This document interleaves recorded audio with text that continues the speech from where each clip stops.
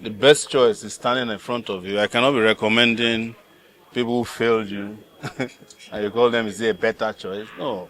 Of course, the reason we are doing this, the reason we are in court is because we are better than the rest of them. But they want to make sure you don't get the best. So it's the same position I maintain day in, day out in these conversations that we have here. And we are lucky that we are making history together. So always keep everything I said to you on record, fully. That the reason this is so important to us is that there's a country to be liberated. And we will make sure that we do it. And you've seen there's nothing I told you here will happen to the political class that has not happened.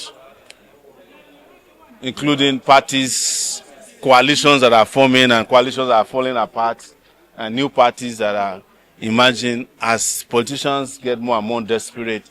The problem that people haven't gotten yet is that most of them are just distracting you away from the real solution to the problem.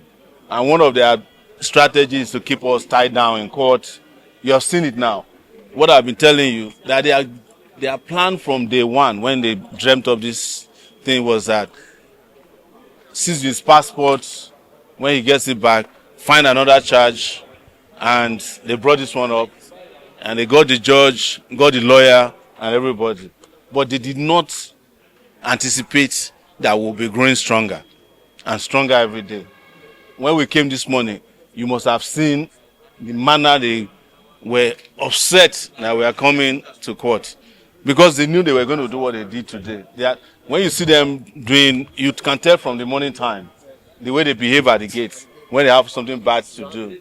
So we already studied it. But as far as I'm concerned, and Jonathan is not different from Tinubu. Tinubu is not different from Atiku. Atiku is not different from Obi or Kwakwanso.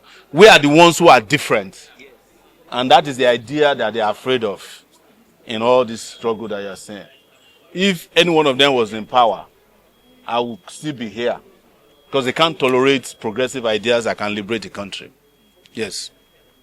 So, for the past 3 days now, we have been seeing massive defections into the NDC. Like you mentioned, you have said that it's the same set of people that are recycling and going back to these political parties.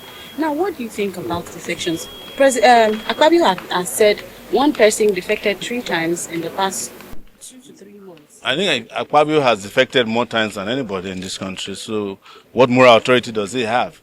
Our problem is not defection. Our problem is deflections of the issues on hand. We don't want to get muddled up with this. You asked me the same question when ADC was established. Oh, everybody's defecting to the ADC.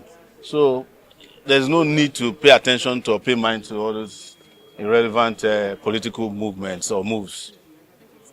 About the continued detention of the soldier to justice back, what do you think about this development? What do you think about the Nigerian government? Because there's somebody that Justice Rack already told the public that they have been mistreating.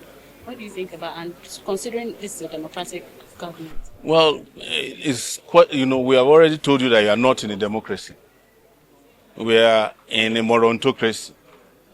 As this country's democracy has been hijacked by morons, and they are running the affairs of the country in a moronic way. So you can't call it a democracy, but we are here again and again telling you and reiterating that we are here to liberate the country. And everything you are seeing here, in terms of their maneuvers within the courts, with the police, with the army, there are ways that they have designed to stop the movement that they see that is growing. There's nobody who is in doubt anymore in this country that the consciousness of the masses has risen.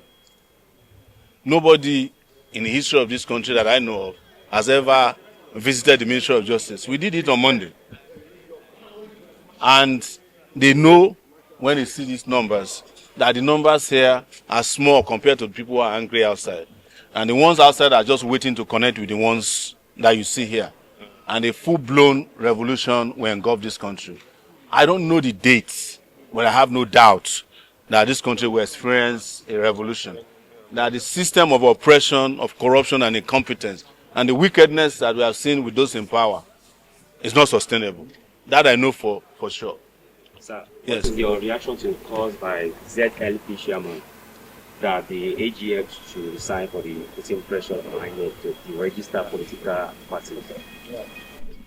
You can ask all these small mushroom officials to resign or be removed. But why have we thought about removing the person who appointed them? That should be the focus of everybody. With due respect to ZLP and the other parties, I have been in meetings with them where they refuse to speak to the issues that matters. And I'm saying it openly before you. The last time political parties who are not in the APC had problems, do you know where they went to? They went to eat at the banquet hall of the presidential villa, including I think the ZLP was there. All of them eating pounded yam, and so why are they complaining now? Because it was after they went to the banquet hall to eat that they said they should register some of them because of see finish. Yes, there's no way you can call yourself opposition politician, and the only place, no matter how hungry you are, the only place you can go and eat lunch or dinner is the home of your enemy. You have gone to take poison, so it's the reaction of that poison that is slowly killing them now. So if you remove the AGF, you mean Tinubu will not find another AGF that can do the job? No. Focus on Tinubu at this time, make him a one-term president, and you solve all your problems. With the fragmentation of the opposition, is there hope? The opposition is not fragmented. The problem is that you are looking at position, or the people you call opposition are not opposition. We are the opposition. Yes, we are the ones who are opposed to bad governance. There's nobody in ADC that is opposed to bad governance. They were people who introduced bad governance into this country and have practiced and sustained it. There's nobody in NDC, former governor of that barefooted man in Bayelsa. So, they are not opposed to bad governance. They were governors who looted the monument for. He has one of the biggest mansions in this Abuja. It didn't come from his salary. It didn't come from his allowances. They stole. So don't call them opposition. The problem is how you label people who are not opposition. We are the ones who wake up every day to go to police stations to bail out victims of repression. We are the ones who combine our efforts on social media to fight criminality. We are the ones who are opposed to corruption, incompetence. We are the ones calling them out. These guys don't. Even Justice Crack, that we are all fighting for, the person he supported in 2023 is Peter Obi. He has not made a statement about him. Even now, still supporting. You understand? But we are not interested in who he supported or not. We are interested in justice and his right to keep being who he wants to be, whether it's against us or for us. He has the right to enjoy the freedom to practice his trade. That's always been our position. After the NSAS protest, there seem to have been some changes to the Nigerian police force. I didn't think it was just a window dressing. It was window dressing, otherwise we wouldn't have seen what happened in Warri recently. But you must understand that the moment there was small outcry over the killing of that guy, it wasn't in Warri. The reaction of the police shows that they are afraid of another NSAS. All this transferring of policemen, of course, is window dressing. There's no question.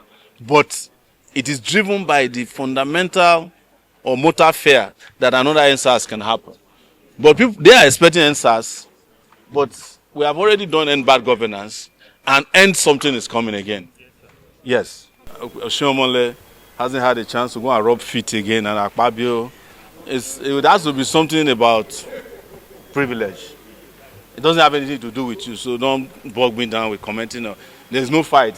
Sometimes just to distract you also, they create the impression that they are fighting. They are not fighting. Even Akpabio said yesterday that Oshiomhole, we're not fighting anymore. Oshiomhole can get on the jet again, 34,000 feet, and be rubbing the feet of an Olosho. They don't have any disagreements. They don't. Yes. Thank you. Revolution now. Revolution.